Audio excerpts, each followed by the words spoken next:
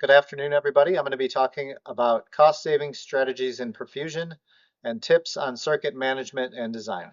I don't have any disclosures, and I'm going to talk about my personal mission experience, what goes into planning a mission from a perfusionist perspective, some cost-saving tips, as well as perfusion circuit design, perfusion techniques, and some perfusion tips and tricks. I went on my first mission trip in 2005 to Nicaragua. I think I started doing pediatrics in about 2004. I started doing perfusion in 1999. And I went on a bunch of trips around that time, and then had a gap and went back to Nicaragua for a couple of trips. And then most recently, I've been going to Suva, Fiji for the past 4 years with Dr. Seti and the Sai Prema Foundation. And the first time we went there was in 2022. We still had a lot of COVID-related issues going on. It's very difficult to get equipment there and disposables. There were shipping lanes were shut down. I think Australia, there was a lot of brush fires going on.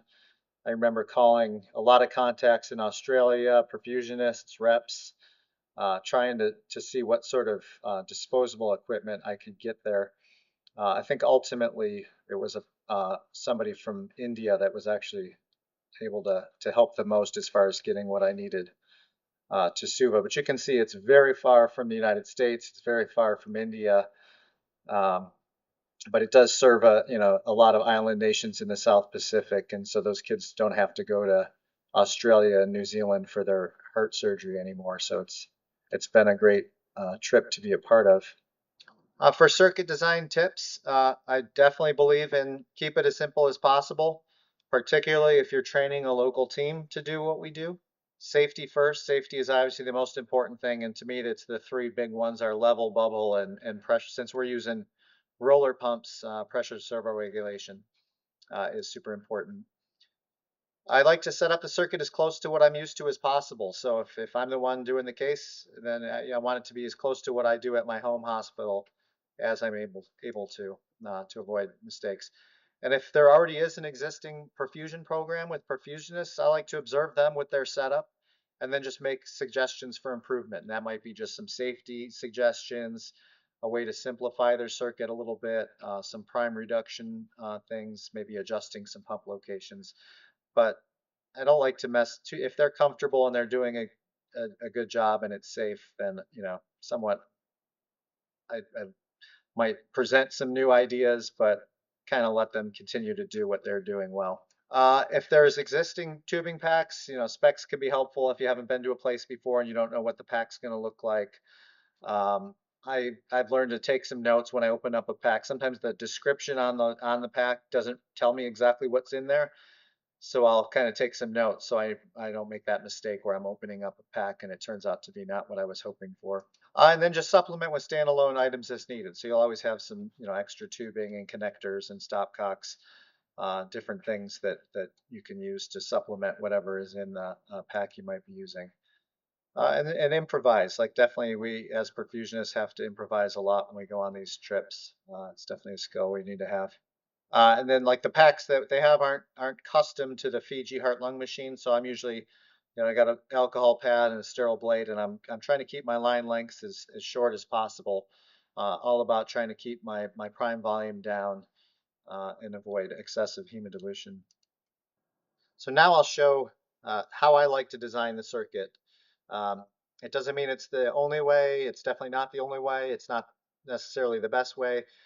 It works for me. It's very similar to what I do at home. So what I've got here is a picture of an FX15 oxygenator, and the way it sets up, it's a little bit different between the FX05 and the FX15, but I won't really go into that. But the main part of the circuit would be a venous line coming into my venous reservoir here, coming out the reservoir, going through a roller pump, getting pumped into the oxygenator, and then coming out of the oxygenator and going up to the patient. And then what this part is showing is what I call the shunt line. So I'll take this line here and I take a picture because I remember every time I go that this line works really well for me. It's just a male lure with a built-in three-way stopcock. And I'll attach that to this little line that's coming off at the outlet of the oxygenator there. And I'll usually just attach one extra stopcock to it. Um, and then For my cardioplegia bloodline, I usually have a male perfusion adapter on that, so I can lure that right on there. And then I have the second one as an empty side port. So this would be closed, actually closed off to this side port. And then you've got your patient flow going up to the patient, and then through this line, you're just constantly have flow going through this, up through my ultrafiltration device, and then going back into my venous reservoir right in the turret on the venous line. And the nice thing about that is because it's going into the venous line directly, this line doesn't need to have a one-way valve in it. And when you stop the pump, it won't deprime to the level of your reservoir because it's going into the venous line directly. If it was just going into the top of the reservoir where the air is, you would definitely want to have a one-way valve in this shunt line. But because I put it right into my venous line, I don't need it. And so this gives me access to the blood for running blood gases and giving drugs. And then it also allows me to do ultrafiltration as needed by just opening up an effluent line here. And then the nice thing is because I'm not going to do muff at the end of the case, I can deprime this part of the circuit towards the end and use the volume that's in this portion for filling up and weaning the patient just by turning this stopcock. As long as you have a little bit of vacuum applied on here, otherwise you'd have to lift it up above the height of the reservoir. And you can use that volume to fill up the patient and come off at the end of the case by just turning that stopcock off to here and open to this air if this is a vented cap. So I've got a little animation just kind of showing that. And then this comes in at the end of the case. I'll come back to this where we're going to do something a little bit different using this setup. For bypass management techniques, I try to avoid blood if possible. A lot of these cases are non-redos, and if they have a high baseline hematocrit and it's one of the simpler operations like an ASD or a VSD, I would do bloodless starting at around 8 kilos, so 8 kilos and up. And if I do that, I would put albumin in the prime. I do believe in giving blood when necessary. So your sicker cyanotic patients, anemic patients, if it's going to be one of the longer operations or just a long bypass time, I definitely believe in transfusing. And so I will use a blood prime for everyone less than around 8 kilos. Very important that you get fresh blood because older stored blood and mechanical circulation with bypass don't go well together. You will definitely get hemolysis. You'll end up with some hematuria. So on these trips, try to make sure you're always getting the freshest blood possible. Prime drugs, I use heparin bicarbonatol, calcium if it's a blood prime, and tranexamic acid. Usually anesthesia gives it. If they want me to put some in the pump prime, I can do that as well. If it's a blood prime, I do pre-bypass ultrafiltration. So that's just a technique used to make that blood prime as physiologic as possible. So it allows you to normalize the potassium, the sodium, the pH. You can remove citrate if citrate is used as the anticoagulant in the preservative, as well as remove high levels of glucose and lactic acid. I will use autologous priming if it's a crystalloid prime. Usually I just do it like a retrograde way. Once the arterial cannula is in, I can kind of back bleed that arterial line, which pushes more of my crystalloid into my reservoir. Then I can clamp the arterial line, circulate through my ultrafiltration device, and just ultrafilter that extra crystalloid volume off. So it's a simple way of reducing my prime volume. Vacuum-assisted venous drainage does allow for shorter lines and smaller cannulas. I can sort of get my oxygenator up closer to the level of the patient. I do set it up for all my cases. I try not to use it if I don't have to. If I do use it, I try to use as low a setting as possible. As far as hematocrit, I like to maintain it around 30 to 35% on pump for most cases. Weaning greater than 30% if it was a case where I didn't give blood. If I used a blood prime, then it's usually pretty easy to have a hematocrit greater than 40%, and that's just for weaning. I like to adjust the hematocrit and the pump flow to achieve a certain mean arterial pressure. So I usually can avoid giving vasopressors by just either flowing more. I can use the ultrafiltration device and get the crit up. As far as pump flow goes, generally 100 to 200 mils per kilo per minute, depending on the patient's age, their weight. Also, what cannulas do you have? What's the defect? And I'll definitely adjust the flow in the hematocrit to achieve that desired blood pressure, like I already mentioned. We don't have mixed venous saturation or NEERs on these cases, so that's something I normally would be using as a sign of inadequate perfusion and maybe telling me I needed to flow more. So I'll kind of go by my blood gases. If it seems like we're getting acidotic, that might tell me I need to flow more, or at least get the hematocrit up to deliver some more oxygen. I do believe in using a lower flow if necessary for better surgical visualization. So if it's one of these cases with a lot of collaterals, and then usually you can adjust other parameters to make that flow tolerable for the patient. So you're helping out the surgeon by reducing your flow, but you're also making sure that it's a flow that's not so low that the patient's getting acidotic. And usually that you can just increase the hematocrit. If I got to cool more, just use some hypothermia during that tricky part of the operation, I'll do that for sure. And it's a good way to still maintain an adequate oxygen delivery and demand balance. For my blood gas management, I'll generally keep the PO2 greater than 150. I'll adjust the CO2 depending on the amount of cooling. So if we're cooling a lot, I'll try to run the CO2 a little bit higher. I don't usually have CO2 that I can blend in on these cases. I'm sure I could make it happen if I needed to, but usually I don't have to. I just can reduce my sweep enough to maintain that CO2. And that's just an effort with deeper cooling to maintain that cerebral blood flow. But on most cases, if we're only cooling a little bit, just the CO2 in the 35 to 45 range. Basically, what I'll do is I'll adjust it to maintain my pH, just try to have a normal pH throughout the case. As far as cardioplegia goes, I always end up using Del Nido cardioplegia on this trip, and at home, it's basically all I've ever used for pediatrics. The tubing sets that are on site there are 4-to-1 tubing sets, so I have to convert them to 1-to-4 tubing sets, and this is kind of one of my little tricks.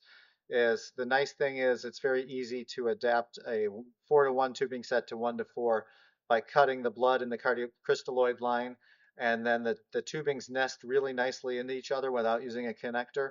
I wouldn't do that on a more important part of the circuit, but in a cardioplegia circuit where it's not under a lot of pressure, you can do that if you want to put like a little zip tie in there to make sure it's not going to leak, but it usually it doesn't. So that works really well. So I'm usually adapting these 4-to-1 tubing sets to 1-to-4 so I can use my 1-to-4 Del Nido. So 1 part blood, 4 parts crystalloid. In a pinch, you can definitely give Del Nido as a straight crystalloid. You can use custodial, which is a crystalloid solution. And then these are just some other different techniques. You should always, if you're a perfusionist go on these trips, you want to know how to handle different situations. Maybe you don't have a cardioplegia tubing set. Well, what else can you do? Or maybe that pump doesn't work. So this, I won't go too much into this just for time, but there's just some other techniques you can definitely use uh, as far as cardioplegia delivery goes. Now I'll talk about a post-bypass circuit salvage technique I like to use on these trips. I don't muff on these trips. I don't muff at my home hospital. This technique works out very well. So at this point, we're off pump. We've drained our venous line. I've got some volume in my circuit that we don't want to waste. We don't have a cell saver to send it to. So what I end up doing is circulating this volume through the ultrafiltration device. So if I had deprimed it before I came off, I just open this stopcock back up, prime it back up, and then circulate blood through it and concentrate this volume down. So I'll just keep circulating it. At this point, they can be given protamine. The surgeon can be, working on hemostasis, and I'm concentrating this volume down. And then once it gets towards the bottom here, I'm going to start adding crystalloid, and I'm going to chase this volume, and I'm going to chase the volume that's in the arterial roller head and the oxygenator, and then it's going to come out here, and I'm going to chase all that volume up here. I'm going to turn that stopcock, and I'm going to send it over into a bag. It can be a bag. You can have it go straight into a syringe if it's a really small patient, and it's going to be a small volume. The nice thing about this is product, it's warm, it's oxygenated, it's heparinized, it's concentrated whole blood.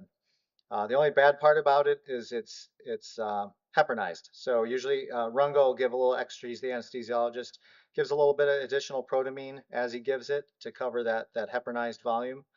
It doesn't take any extra time. The surgeon's closing at this point, working on hemostasis. It's super simple. If you were to teach somebody a nice circuit salvage technique instead of muff, this is a really simple technique. And then at the end, you can also drain. You can also, drain when the arterial comes out. You can drain that back, get that volume into this sort of circuit, or you can just before it comes out, you can chase that volume into the patient directly. And ultimately you end up with no residual circuit blood. Anesthesia has a nice product to be given. Instead of, they're not usually giving platelets or anything like that, they've got this nice whole blood product to give.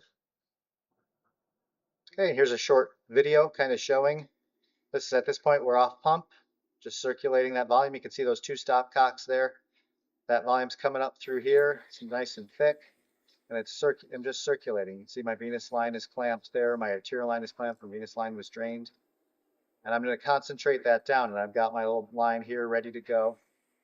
And then once, this case, it was very concentrated already, so normally I would concentrate that down a little bit more. But and now I'm just diverting that volume into this blood bag. And here you can see I've um, chased all that volume with crystalloid, keeping it all primed if you had to go back on. And then you've got this nice, blood bag full of really good volume to just hand over to anesthesia to give. Okay, I'm getting short on time, so I'm going to go pretty quickly through the rest of this presentation. But I do like talking about this. Some advantages of this technique versus MUF. It allows simplification of the bypass circuit, which can definitely be beneficial if you're training new perfusionists on mission trips. It's less complicated. Mistakes are insignificant. Time saving alone can be significant if you're doing a lot of cases in a day. You end up weaning with a high hematocrit instead of achieving a high hematocrit with MUF. So it's sort of a proactive strategy as opposed to a reactive strategy. You don't have blood tied up in your cardioplegia circuit. So you need less volume to come off this way, usually because your crit is higher. You can come off with a lower CVP. And essentially, you've got optimal hemodynamics weaning as opposed to achieving optimal hemodynamics with MUF. And you can see this is sort of typical, like low CVP, really good blood pressure. This is a device we have at home that shows our hematocrit. So typically you've got a crit that's greater than 45 coming off, and so those kids come off very hemodynamically stable when you do this. It allows you to deprime your ultrafiltration device, and not priming a MUF circuit allows extra ultrafiltration during bypass. So if you believe in the inflammatory mediator removal, all that, you're still doing that. You're doing it during rewarming. You're actually getting extra volume off with this technique than when you're going to MUF. Proof of its effectiveness is on this trip, we're almost always weaning without inotropes, almost always extubating these patients in the room, and very rarely do we need to give any blood products other than that bag of concentrated circuit volume. This is just what it looks like back when I used to MUF. You'd have some volume in your reservoir, the crit of 35, but then we would prime up our MUF circuit, which is the cardioplegia circuit, with blood. And usually to do that, you had to add crystalloid. So you're basically lowering your crit in order to do MUF, in order to try to increase your crit. So you're kind of chasing your tail with that technique. And that's compared to this way, where that same hematocrit of 35 with that volume, instead of this loss of volume being from priming up a MUF circuit, it's from doing ultrafiltration and then draining that ultrafiltration device, getting some of that volume back, using that to wean the kid off. And so as opposed to lowering the crit down to 30 to prime up a MUF circuit, you're doing ultrafiltration and you're weaning them at a crit that's already at that really high point you want to be at. And this is just from a publication we did showing that our weaning hematocrit was significantly higher when we eliminated modified ultrafiltration. Some tips and tricks I've used on some of these trips. I already talked about one-way valves. I've used a spare anesthesia machine as a gas blender. Worked totally fine. It was great. When there was no gas blender available. I've hand cranked my cardioplegia when I had a broken roller pump. Instead of tying up a good pump with my cardioplegia circuit, I just used that broken pump and I just hand cranked I just had to give one small dose of cardioplegia, so I didn't tie up a good pump with that. I've given a dose of cardioplegia, and since I'm usually just doing a single dose, then I can unload that circuit and then reload that pump with a pump sucker, an extra pump sucker, or an extra vent for those cases where there's a lot of collaterals that can come in handy.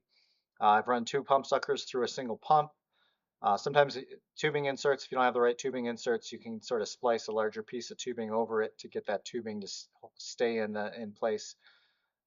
Limited pressure transducers, you can use one transducer per case and just toggle to the cardioplegia when you're delivering it. So for a minute or two, you wouldn't be monitoring your arterial line pressure.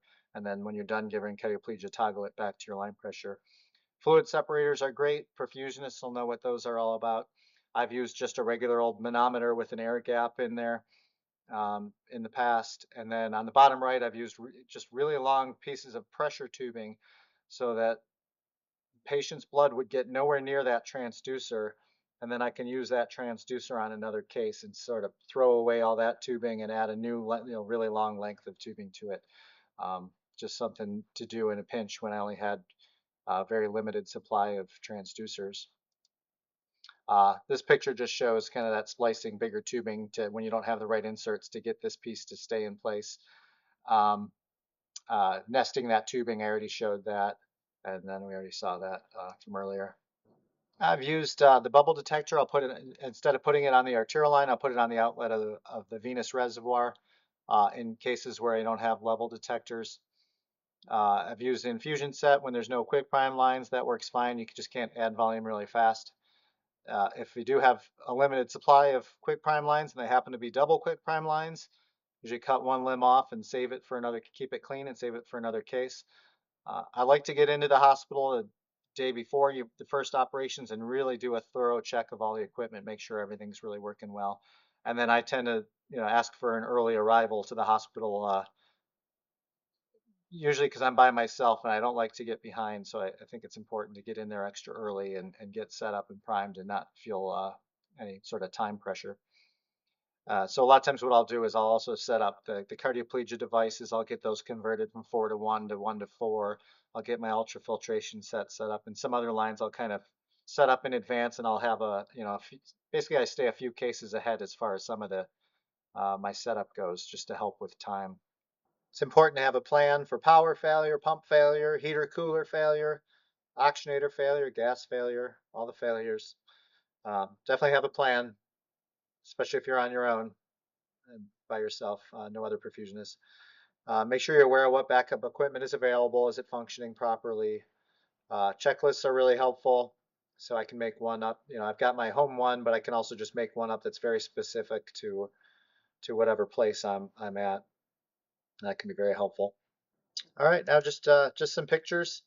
This is that first trip in Fiji where I had the spare anesthesia machine as my gas blender. This is the gas line coming out of their machine and working its way over to my oxygenator back here.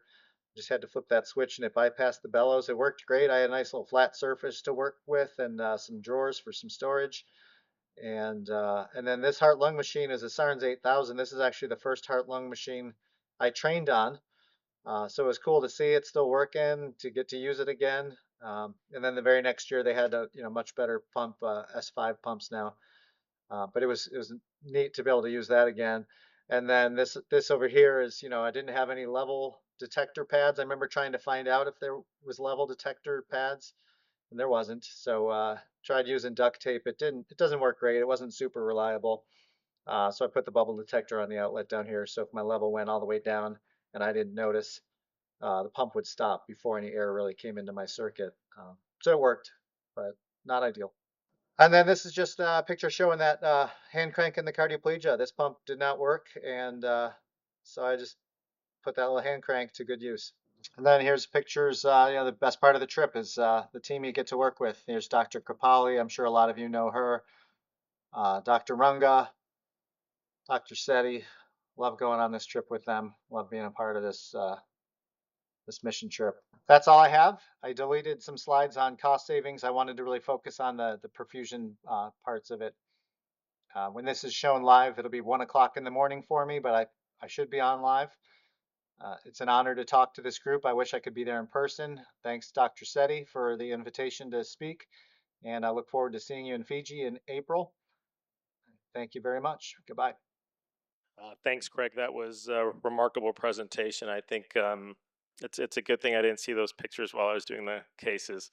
Question was, if there was one of the major companies that would make a set perfusion pack that could be used anywhere globally at a reduced cost, do you think there would be enough buy-in from the perfusion community to be able to do something like that? Yeah, I mean, it sounds like a good idea, but there's just so many different ways of doing things. I can tell when I get there, there's, one hospital pack that's I'm sure it works great for them. It's way more complicated than anything I would want to use. So it would be really hard to get globally, people to commit to one sort of setup.